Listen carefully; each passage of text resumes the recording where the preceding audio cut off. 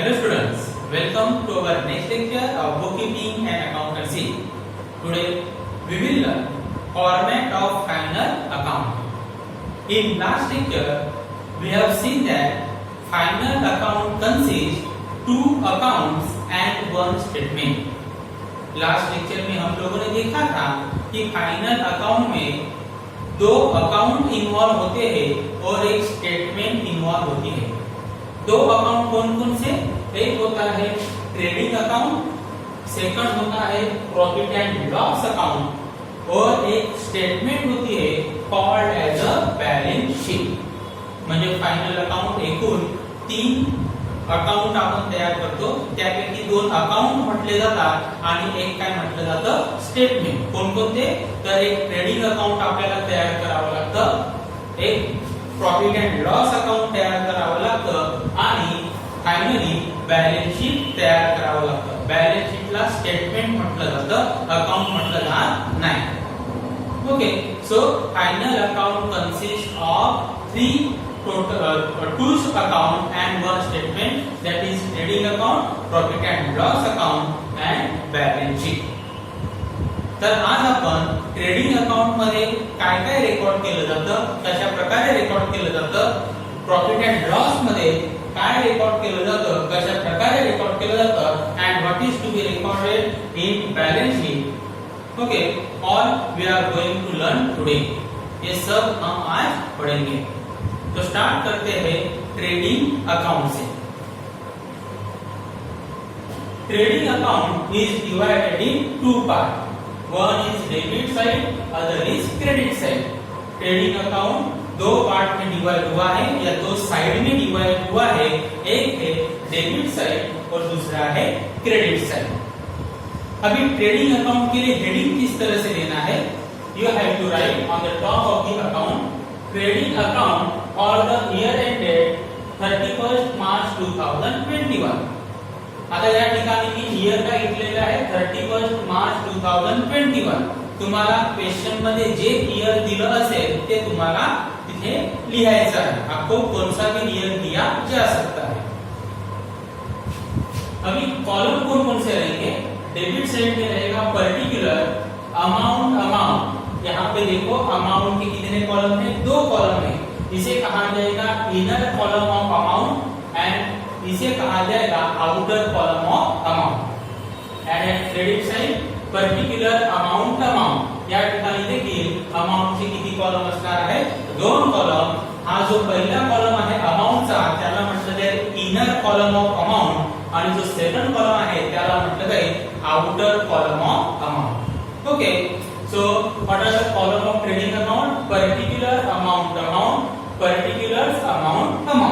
इतने कॉलम आपको trading account के लिए तैयार करने हैं। तो एक हुआ ट्रेडिंग अकाउंट का एक डेबिट साइड और एक हो गया क्रेडिट साइड। अभी हम लोगों ने कल या लास्ट लेक्चर में देखा था कि ट्रेडिंग अकाउंट के डेबिट में आपको क्या रिकॉर्ड करना है? All activities related to production of goods and purchase of raw material or goods। Goods production करने के लिए आपको जो भी खर्चा आता है या गुड्स या रॉ मटेरियल परचेस करने के लिए जो भी खर्चा आता है उससे रिलेटेड जो भी खर्चा रहेगा वो आपको ट्रेडिंग अकाउंट के डेबिट साइड रेकॉर्ड करना है। आणि तुम्हाला तुमच्या बिझनेस ऍक्टिव्हिटी मधून जे काही इन्कम मिळणार आहे म्हणजे डायरेक्ट इन्कम ते तुम्हाला ट्रेडिंग अकाउंटच्या क्रेडिट साइडला रेकॉर्ड करायचं आहे। मग आता आपण बघू डेबिट साइडला काय काय रेकॉर्ड केलं जातं।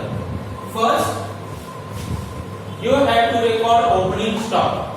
अभी आप कहोगे कि सर ये ओपनिंग स्टॉक कहां पे दिया रहेगा? तो आपको ट्रायल बैलेंस दिया जाएगा। क्या दिया जाएगा? Trial balance. ट्रायल बैलेंस में आपको दिया जाएगा ओपनिंग स्टॉक और वो ओपनिंग स्टॉक आपको इन तीन में से कहां पे रिकॉर्ड करना है? Trading account. और ओपनिंग स्टॉक हमेशा ट्रेडिंग अकाउंट के पहले लाइन पे ही आएगा एट डेबिट साइड। ओके, तो पहले लिखोगे टू ओपनिंग स्टॉक, उसका अमाउंट डायरेक्टली जाएगा outer column. Next to purchases, purchases का अमाउंट आप इनर कॉलम में रिकॉर्ड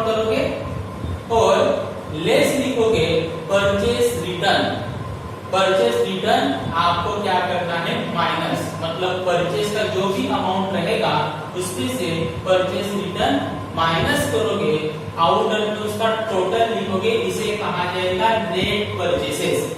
आलं लक्षात? म्हणजे इथे घ्यायचं परचेसेस, त्या परचेसेस मधनं परचेस रिटर्न काय करायचं, मायनस करायचं आणि आउटर कॉलम मध्ये तुम्हाला जी अमाउंट मिळेल त्याला म्हटलं जातं नेट परचेसेस.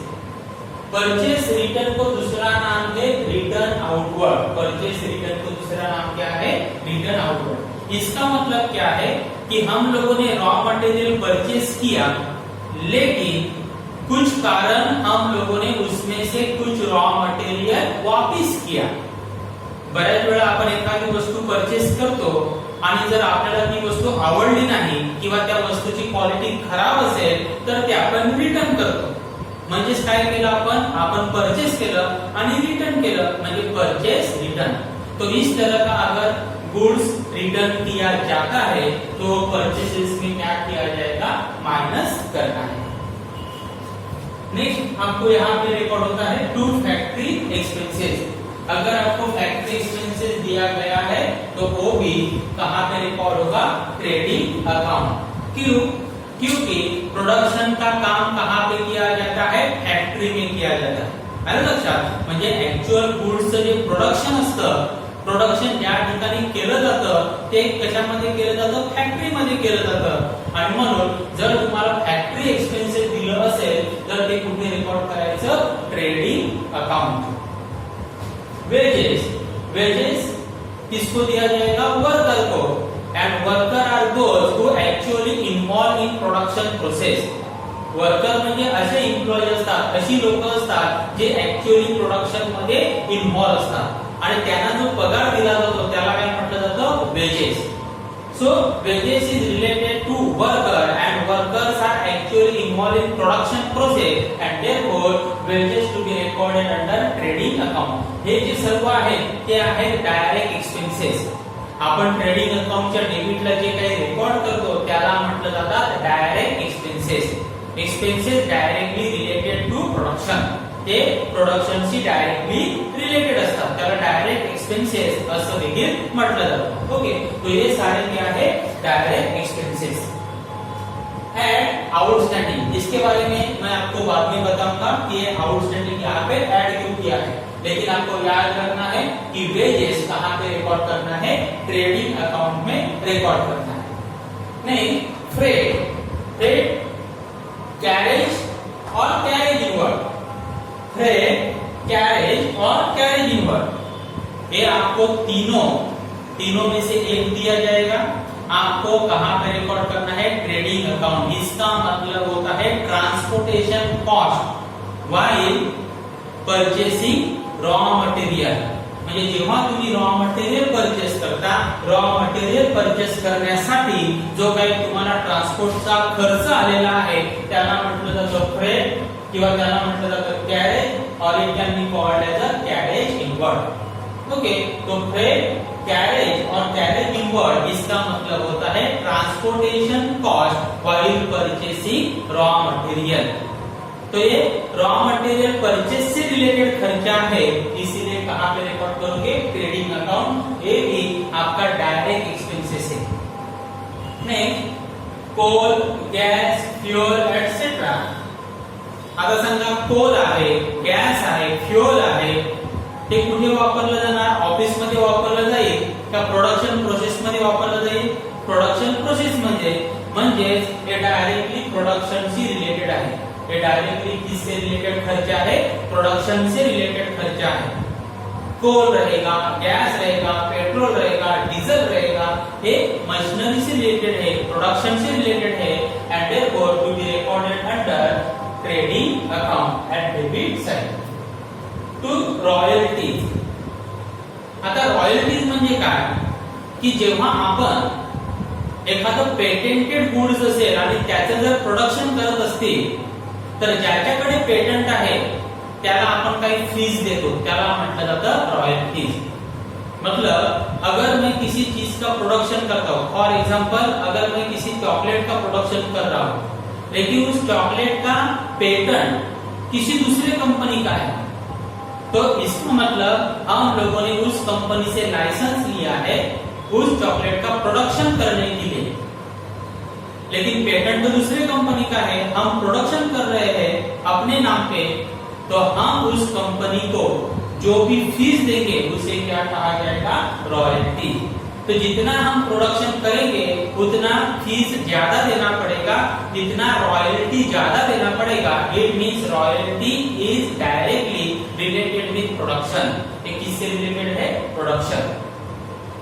ओके, म्हणून रॉयल्टी कशामध्ये रेकॉर्ड करायचं? Trading account. मैन्युफैक्चरिंग एक्सपेंसेस, किसी भी तरह का मैन्युफैक्चरिंग मतलब गुड्स प्रोड्यूस करने के लिए अगर एक्सपेंसेस आता है तो प्रोडक्शन से रिलेटेड है, मतलब वो डायरेक्ट एक्सपेंसेस है and therefore to be recorded under trading account. Custom duty मतलब जब भी हम गुड्स इंपोर्ट करते हैं, रॉ मटेरियल इंपोर्ट करते हैं, बऱ्याच वेळा आपल्याला रॉ मटेरियल इंपोर्ट करावं लागतं, गुड्स इंपोर्ट करावं लागतं, म्हणजे बाहेरच्या कंट्री मधून आणावं लागतं। At that time you have to pay duty, you have to pay taxes called as a custom duty।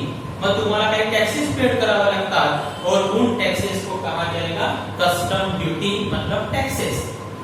तो वो गुड्स परचेज से रिलेटेड है और गुड्स परचेज से रिलेटेड जो भी खर्चा रहेगा, मैंने आपको कल कहा है इसमें रिकॉर्ड करना है ट्रेडिंग अकाउंट। ओके, तो ट्रेडिंग अकाउंट के डेबिट साइड में हे सारे एक्सपेन्सेस है।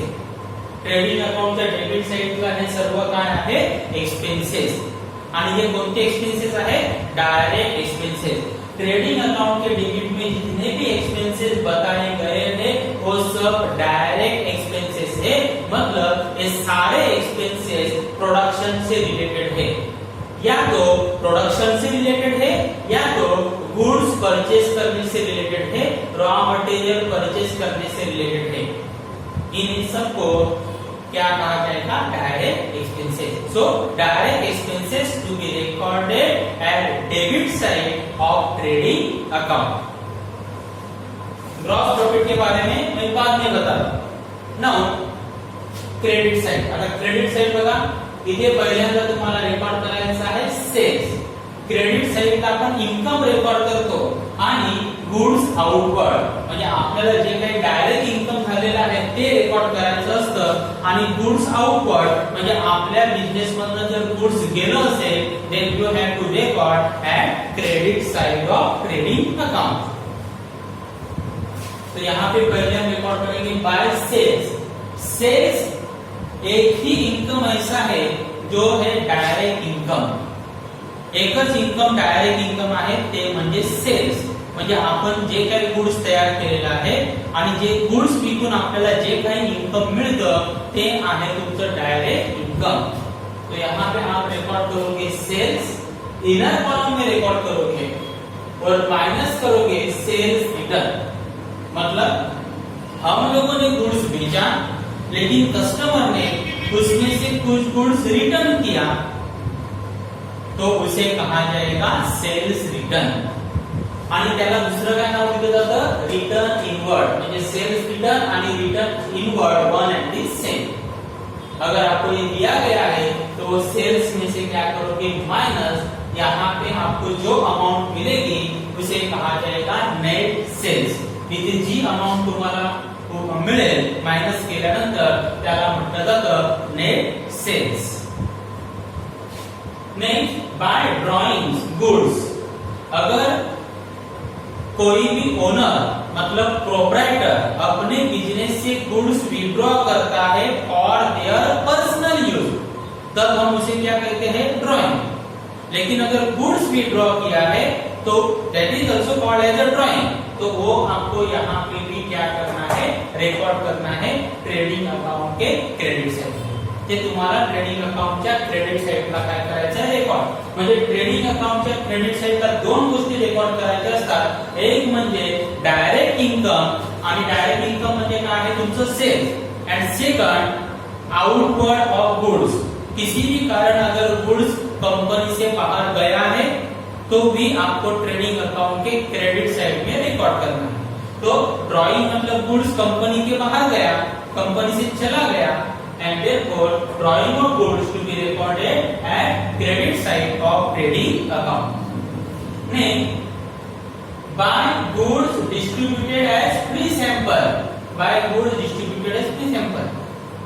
बऱ्याच वेळा काय होतं की जेव्हा आपण नवीन प्रोडक्ट तयार करतो ते नवीन प्रोडक्टचे सॅम्पल्स आपण कस्टमरला डिस्ट्रीब्यूट करतो ऍज अ फ्री सॅम्पल.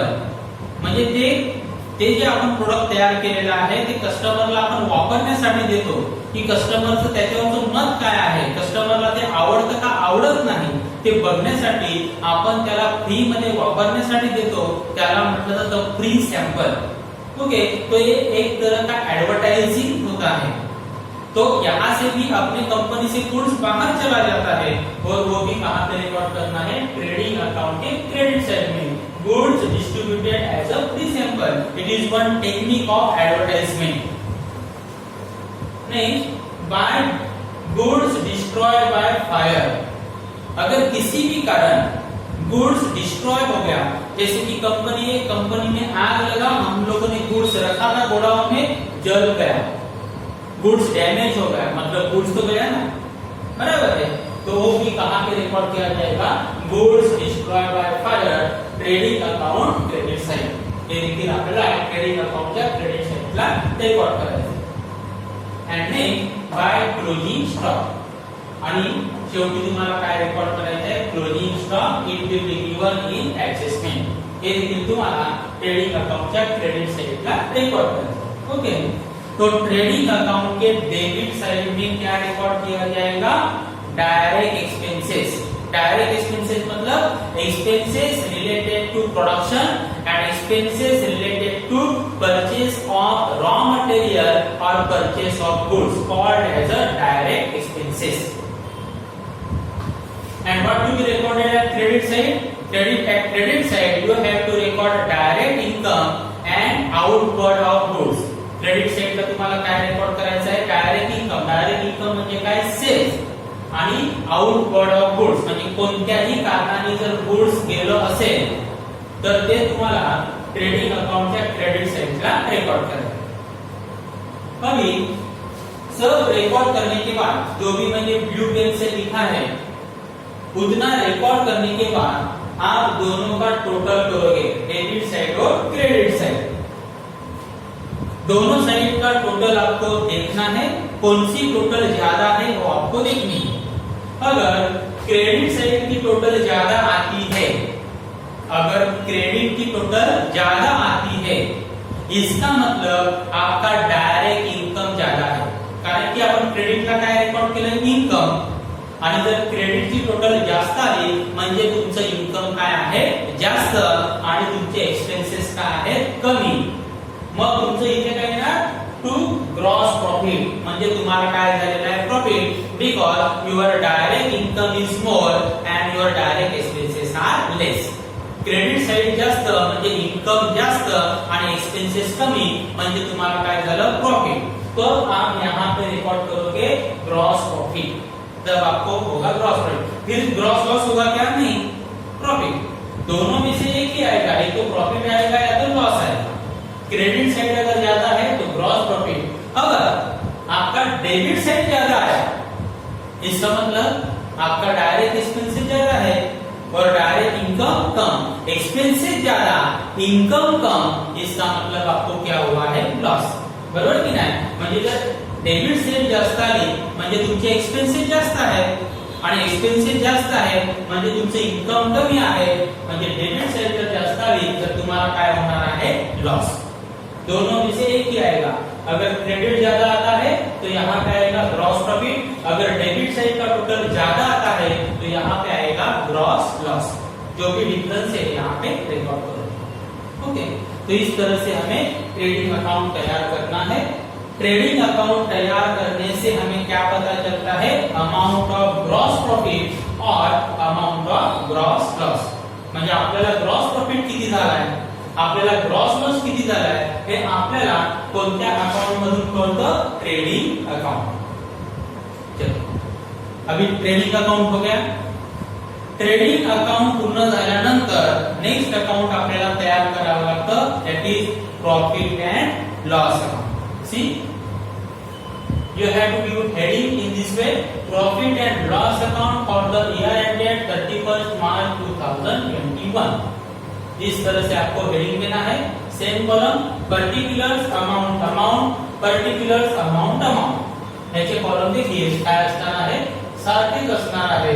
जसे ट्रेडिंग अकाउंटचे कॉलम आहे तसेच column profit and loss account के देखिए असणार है. ओके, तो दोनों के कॉलम क्या रहेंगे, सेम.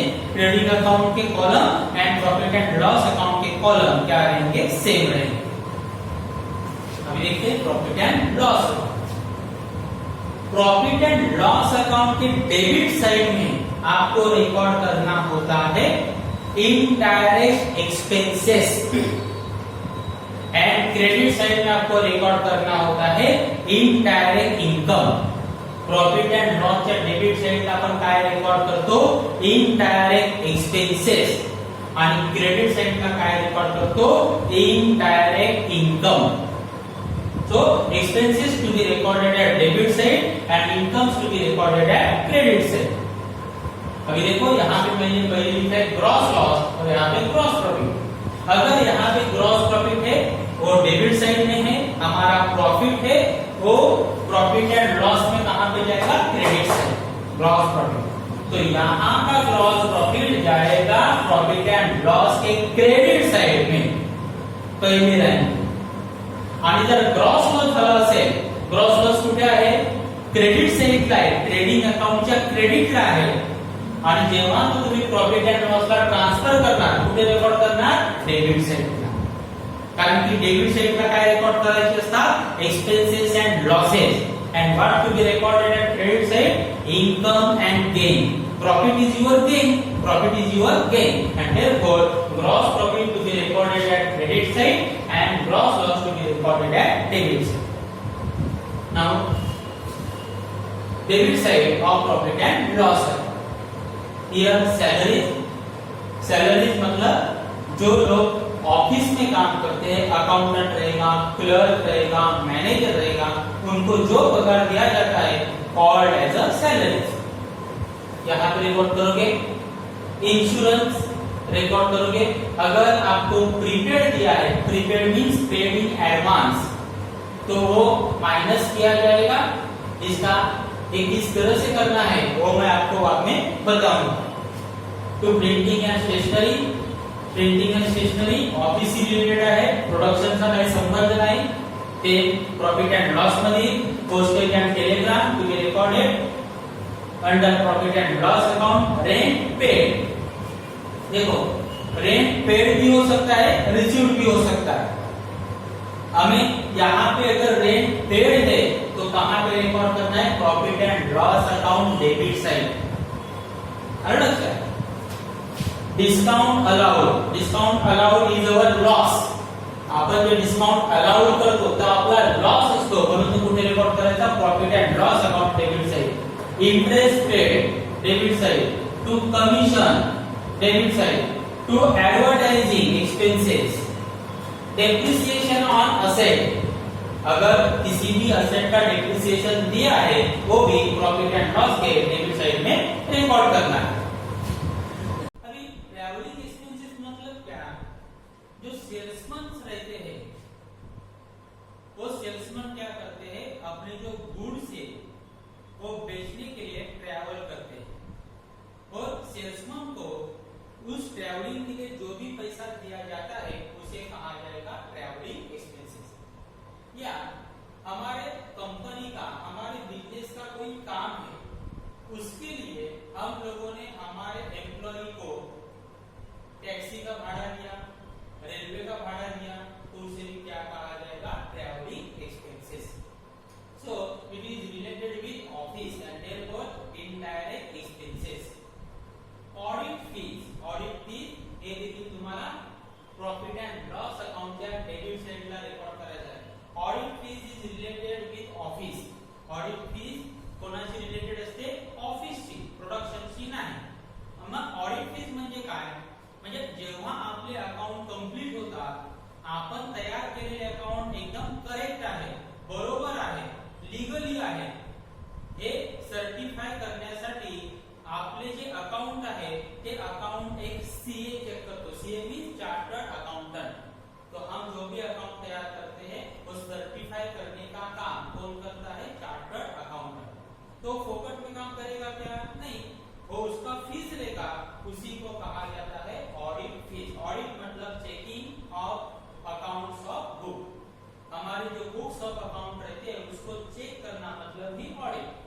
और उसका जो फीस लगता है उसे कहा जाएगा ऑडिट फीस।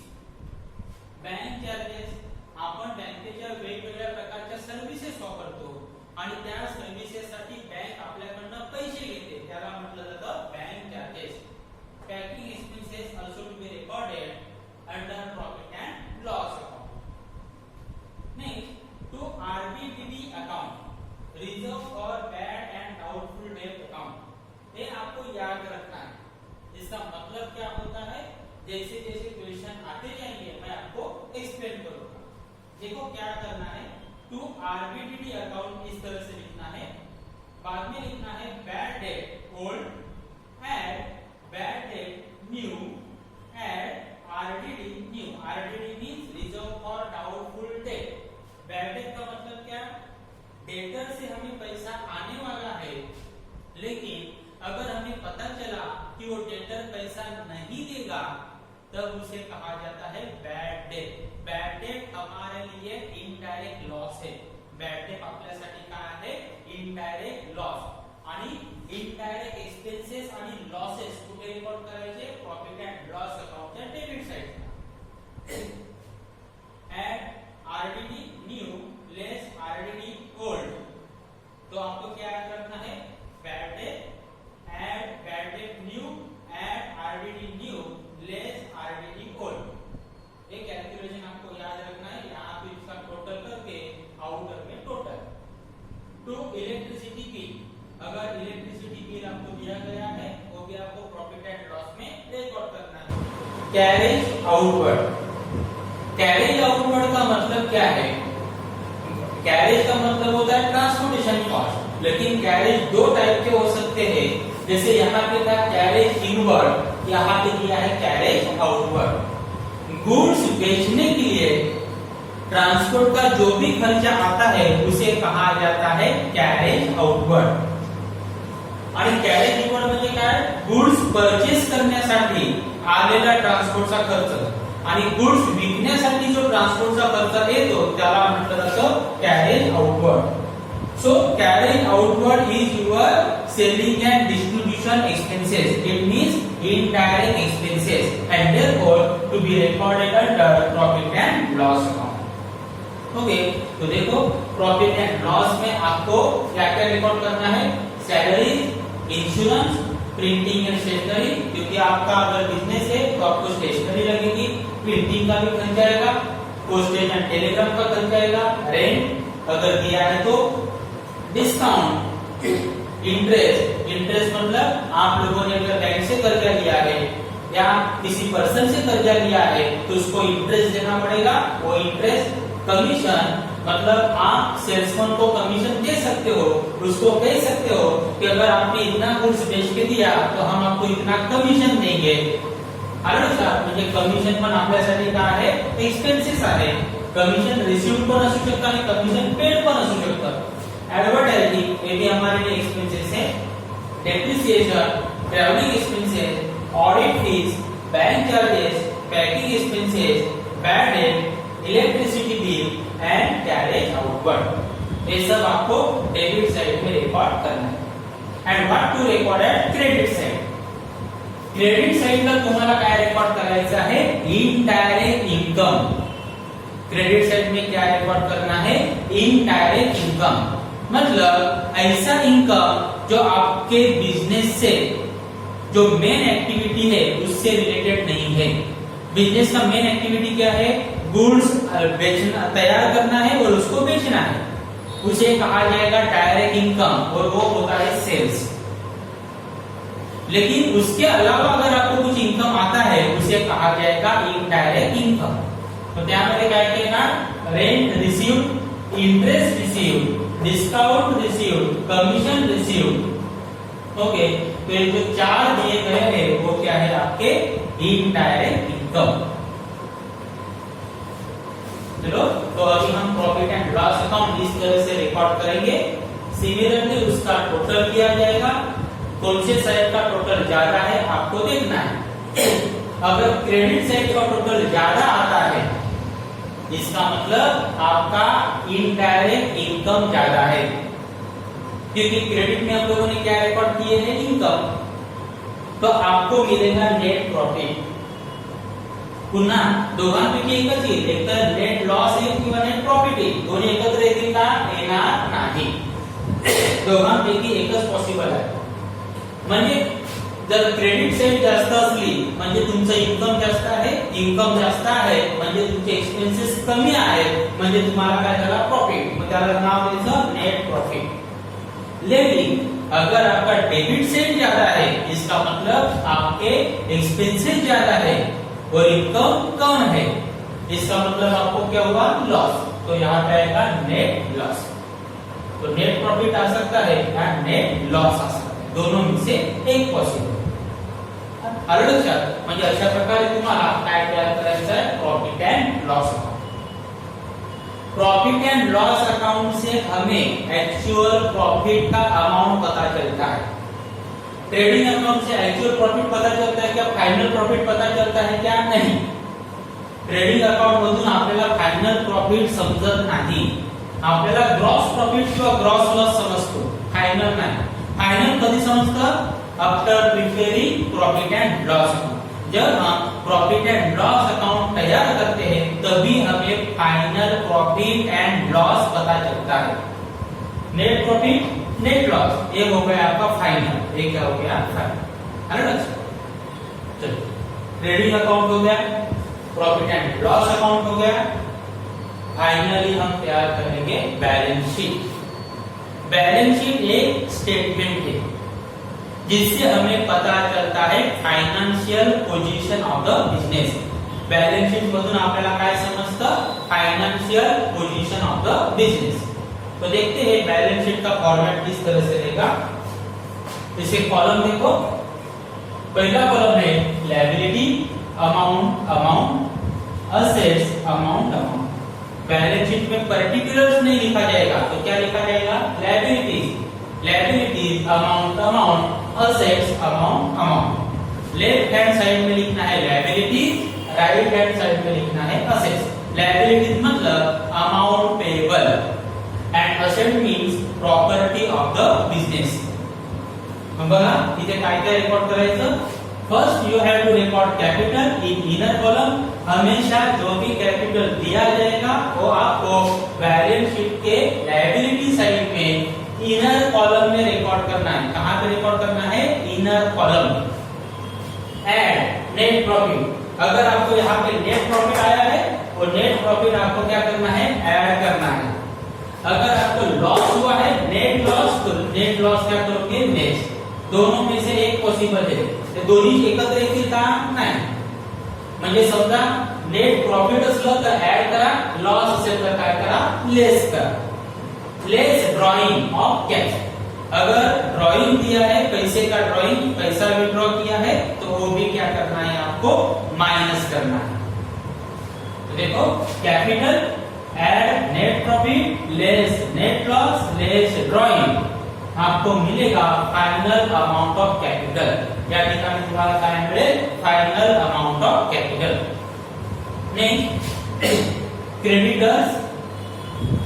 क्रेडिटर मतलब ऐसा पर्सन जिस पर्सन से हम लोगों ने क्रेडिट पे गुड्स परचेस किया है, मतलब हम लोग उसको पैसा देने वाले हैं, उसे कहा जाता है creditor. Bills payable. Bills payable is a part of creditor. Bank loan, outstanding wages या आउटस्टैंडिंग एक्सपेंसेस. आउटस्टैंडिंग मतलब बाकी, वेजेस देने का बाकी है, सैलरी देने का बाकी है, मतलब हमारे ऊपर कर्जा है, बिजनेस के ऊपर कर्जा है, मतलब वर्कर ने काम तो किया है लेकिन अभी तक उसका वेजेस नहीं दिया.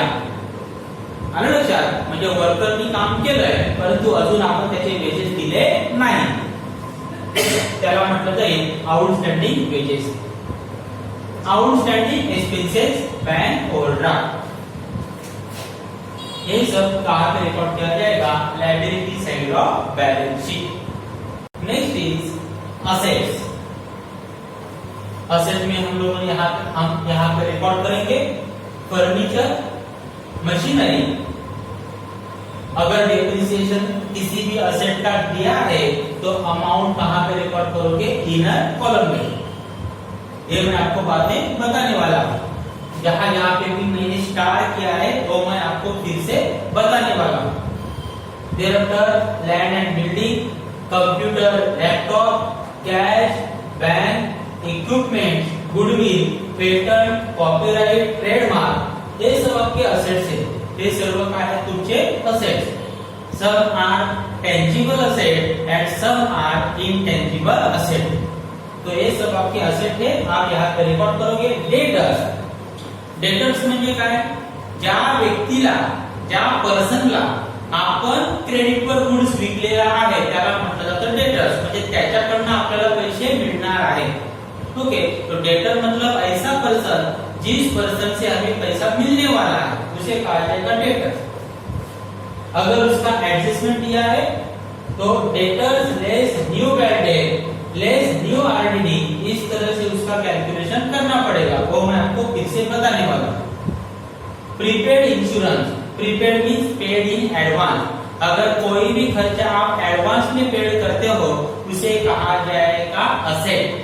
Prepaid expenses and prepaid expenses are your asset, वो आपके क्या होते हैं? असेट्स। क्लोजिंग स्टॉक, आणि या ठिकाणी आणखी काय रेकॉर्ड करायचं असतं? Closing stock. आणखी या ठिकाणी रेकॉर्ड केलं जातं ते म्हणजे बिल्स रिसिवेबल। मी ते लिहिलं नव्हतं, मी ते लिहितो bills receivable. Bills receivable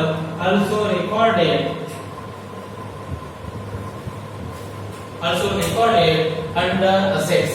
Bills receivable पण काय आहे? Asset. and bills receivable is a part of debtor. Bills receivable is a part of debtor.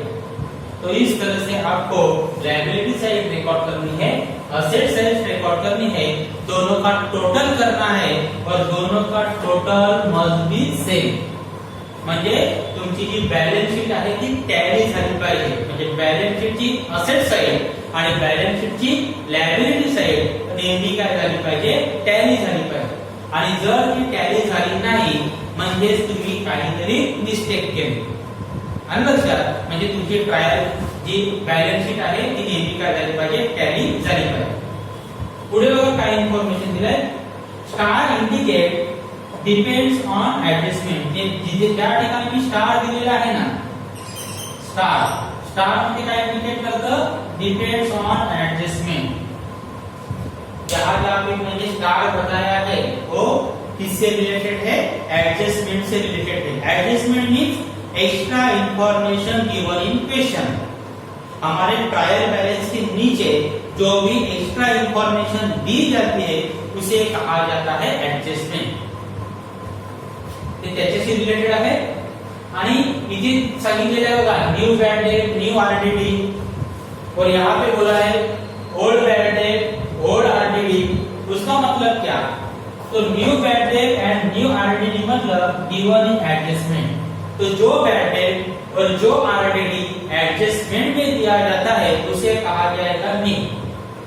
आलं लक्षात? म्हणजे जी बॅड डेट आणि आरडीडी तुम्हाला एडजस्टमेंट मध्ये दिली जाते त्याला म्हटलं जातं new. And old bad debt and old RDD given in trial balance. और जो बैड डेट और जो आरडीडी ट्रायल बैलेंस में दिया जाता है उसे कहा जाएगा ओल्ड। इसका मतलब आरडीडी और बैड डेट आपको ट्रायल बैलेंस में भी दिया जाएगा और उसके साथ एडजस्टमेंट में भी दिया जाएगा। म्हणजे तुम्हाला आरडीडी आणि बॅड डेट ट्रायल बैलेंस मध्ये पण दिलं जातं किंवा एडजस्टमेंट मध्ये पण दिलं जाऊ शकतं। जर ट्रायल बैलेंस मध्ये दिलं तर त्याला म्हणायचं ओल्ड आणि जर एडजस्टमेंट मध्ये दिलं तर त्याला म्हणायचं न्यू। काय म्हणायचं? न्यू। ओके, तो इस तरह से आपको फाइनल अकाउंट तैयार करना है। तो फाइनल अकाउंट के कितने पार्ट रहेंगे? 3। That is trading account, profit and loss account and balance sheet. Okay, format देखने के बाद हम स्टडी करेंगे एडजस्टमेंट्स इन फाइनल अकाउंट। आपण फाइनल अकाउंट मध्ये कोणकोणते अकाउंट तयार करायचे, त्यामध्ये काय काय रेकॉर्ड करायचं ते बघितलं। आता फाइनल अकाउंट मध्ये ज्या काही ऍडजस्टमेंट आहेत त्या कशा प्रकारे रेकॉर्ड करायचे ते आपण बघणार आहोत। पहले तो हमें ये सीख लेना है कि एडजस्टमेंट मतलब क्या। तो आपको जो ट्रायल बैलेंस दिया जाता है उसके नीचे कुछ एडिशनल इंफॉर्मेशन दी जाती है जो आप लोगों ने अकाउंट में पहले से रिकॉर्ड नहीं की है, उसे कहा जाएगा एडजस्टमेंट। तो ट्रायल बैलेंस के नीचे जो एडिशनल इंफॉर्मेशन आपको दी जाएगी उसे हम कहते हैं एडजस्टमेंट। माता है एडजस्टमेंट कोणकोणते असू शकतील आणि ते कशा प्रकारे रेकॉर्ड करायचे ते आपल्याला बघायचं आहे। आणि लक्षात ठेवा every adjustment having minimum 2 effect, और आपको जो एडजस्टमेंट दिए जाएंगे उसके कम से कम कितने इफेक्ट रहेंगे? 2, हर एक के 2। तो 2 इफेक्ट आपको याद रखने हैं। देखो पहला एडजस्टमेंट कौन सा हो सकता है? Closing stock. क्लोजिंग स्टॉक ची जी एडजस्टमेंट आहे ती प्रत्येक क्वेश्चन मध्ये तुम्हाला असणारच आहे। हर एक क्वेश्चन में आपको क्लोजिंग स्टॉक का एडजस्टमेंट रहने ही वाला है। तो किस तरह से रिकॉर्ड करना है? देखो first effect trading account credit side, second effect balance sheet asset side. तो अगर आपको क्लोजिंग स्टॉक का एडजस्टमेंट दिया जाता है तो एक आप कहां पे रिकॉर्ड करोगे? Trading account credit side. देखो यहाँ पे रिकॉर्ड किया गया है ट्रेडिंग अकाउंट क्रेडिट साइड। ये हो गया आपका पहला effect. Second effect same amount to be recorded here balance sheet asset side. देखो balance sheet asset side closing stock. लक्षात म्हणजे जर जेव्हा तुम्हाला क्लोजिंग स्टॉकची ऍडजस्टमेंट दिली जाते तेव्हा तुम्हाला ती 2 ठिकाणी रेकॉर्ड करावी लागते। एक म्हणजे trading account credit side and second balance sheet asset side. म्हणजे इथे वरती रेकॉर्ड केली तरी चालेल, no problem, but you have to record one at trading account credit side and second effect to be given at asset side of balance sheet। अशा प्रकारे तुम्हाला closing stock चे एडजस्टमेंट रेकॉर्ड करायचे। Second outstanding expenses.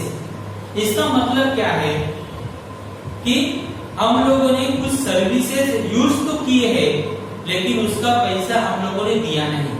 जैसे light हम लोगों ने use किया, उसका बिल भी आया लेकिन हम लोगों ने वो बिल अभी तक भरा नहीं।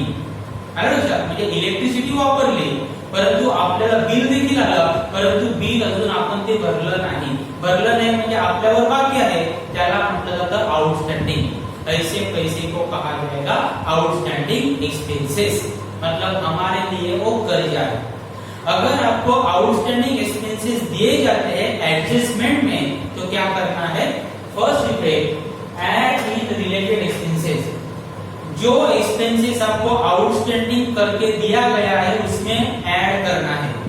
क्या मध्ये काय करायचं? Add. And second effect balance sheet liability, क्योंकि आउटस्टैंडिंग मतलब आपके ऊपर बाकी है, आपको वो पैसा देना है, मतलब हमारे ऊपर कर्जा है, इसलिए वो सेकंड इफेक्ट कहां पे जाएगा? Liability side. यहाँ पे एक एग्जांपल देखते हैं।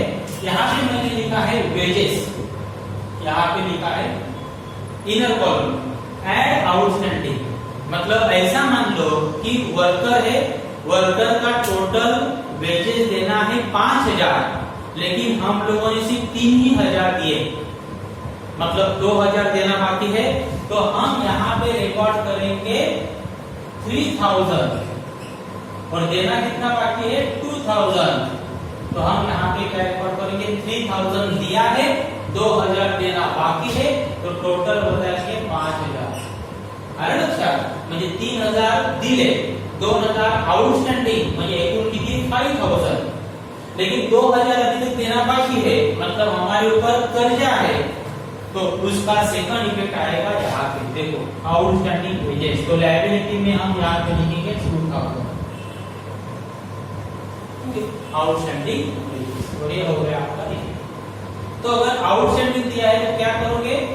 जो भी एक्सपेंसेस आपको आउटस्टैंडिंग बोला गया है, वेजेस बोला जा सकता है, रेंट बोला जा सकता है, सैलरी बोला जा सकता है, इंश्योरेंस बोला जा सकता है, जो भी एक्सपेंसेस आपको आउटस्टैंडिंग बोला गया है उस एक्सपेंसेस में आउटस्टैंडिंग का अमाउंट क्या करोगे? ऐड करोगे और सेकंड इफेक्ट कहां पे लिखोगे? Balance sheet liability side. Third adjustment है prepaid. Prepaid. Prepaid expenses mean paid in advance. Paid in advance मतलब अगर कोई खर्चा आप एडवांस में करते हो तो उसे कहा जाएगा प्रीपेड. फॉर एग्जाम्पल, अगर आपको रेलवे रिजर्वेशन करके 1 महीने के बाद दिल्ली जाना है, लेकिन आज ही आप लोगों ने रिजर्वेशन कर दिया, मतलब रेलवे को तो आज ही पैसा दिया है, लेकिन आज आप दिल्ली गए हैं क्या? नहीं. मतलब आपको रेलवे का सर्विसेज अभी तक आप लोगों ने यूज नहीं किया, आप करने वाले हो, लेकिन उसका पैसा आप लोगों ने पहले ही दिया, उसे कहा जाएगा प्रीपेड. आहे लक्षात? म्हणजे जे काही खर्च आपण ऍडव्हान्स मध्ये करतो, अजून आपल्याला ती सर्व्हिसेस आपण वापरली नाही, पण आपण ऍडव्हान्स मध्ये पैसे भरतो, त्याला म्हटलं जातं प्रीपेड एक्सपेन्सेस. आणि जर प्रीपेड एक्सपेन्सेस दिले असतील तर काय करायचं बघा. First effect, less from related expenses. Second effect, balance sheet asset side. जो भी खर्चा आप एडवांस में करते हो वो आपका असेट है, वो आपका प्रॉपर्टी है. आउटस्टैंडिंग ऐड किया जाएगा और प्रीपेड क्या किया जाएगा? लेस. तो प्रीपेड का एक एग्जांपल यहाँ पे मैंने लिया है इंश्योरेंस. देखो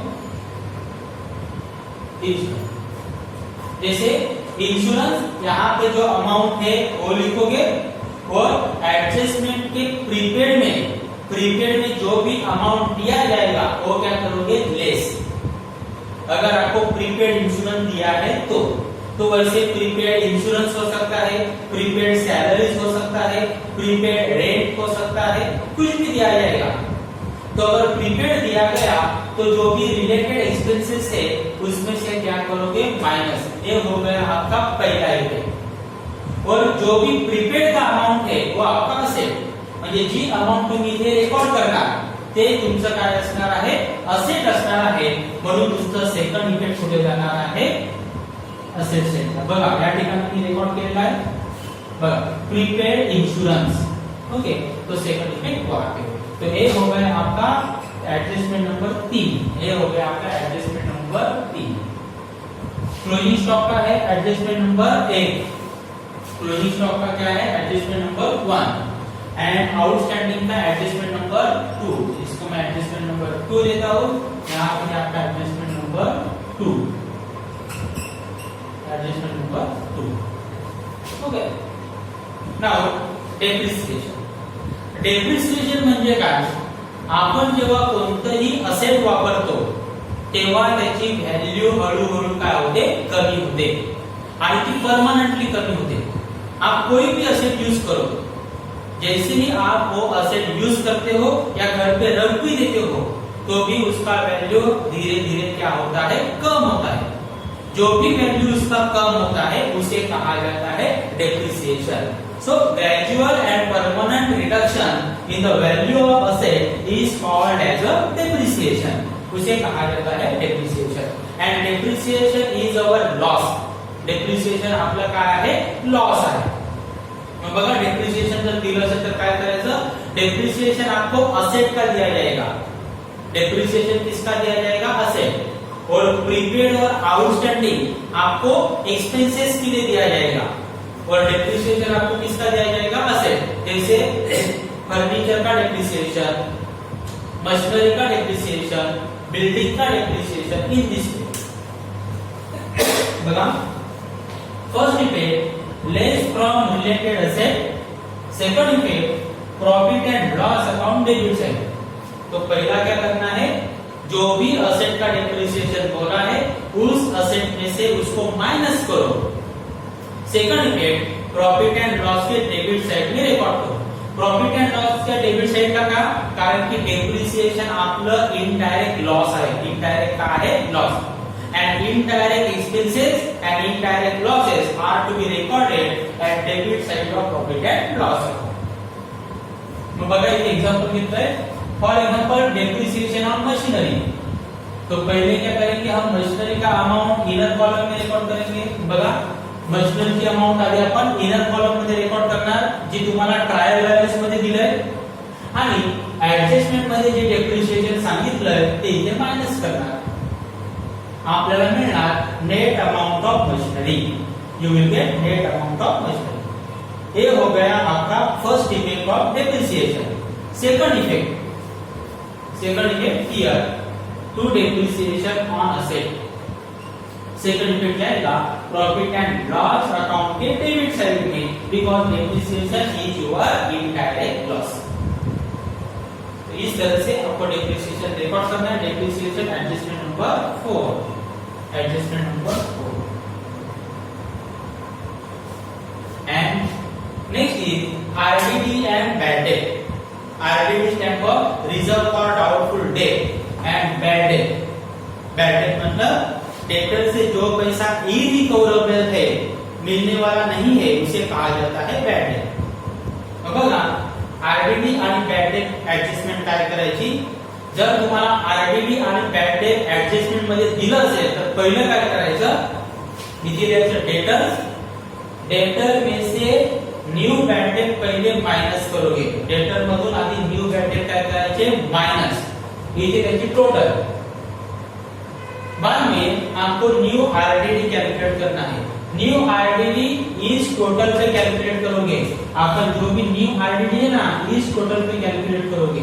याद रखना है, डेटर पे नहीं.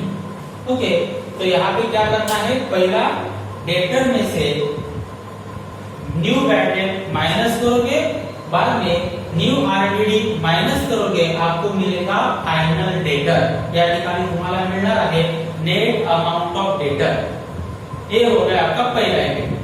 म्हणजे आरडीडी आणि बॅड डेटचा पहिला इफेक्ट कुठे द्यायचा आहे तुम्हाला, balance sheet asset side. Second effect इसका जाएगा profit and loss account debit side. Second effect कहां पे जाता है, profit and loss account debit side. यहाँ पे आप लिखोगे टू आरबीडीडी अकाउंट. देखो इतना ये सब आपको लिखना है. To RBDD account bad debt old. Old मतलब आपको क्या कहां पे दिया जाएगा, ट्रायल बैलेंस. ओल्ड सांगितलं म्हणजे कुठे दिलं जाईल तुम्हाला, ट्रायल बैलेंस. हे तुम्हाला ट्रायल बैलेंस मध्ये दिलं जाईल old. And bad debt new and RDD new. ये न्यू बोला है. न्यू बोला मतलब आपको कहां पे दिया जाएगा, एडजस्टमेंट. ये आपको कहां पे दिया जाता है, एडजस्टमेंट. ये आपको बैलेंस शीट में मिलेगा, बरोबर की नाही. इथे आपण ऑलरेडी कॅल्क्युलेट केले की नाही, ते इथे लिहायचं. एंड लेस आरडीडी ओल्ड ये तो आपको कहां पे मिलेगा, ट्रायल बैलेंस. ये आपको मिलेगा ट्रायल बैलेंस.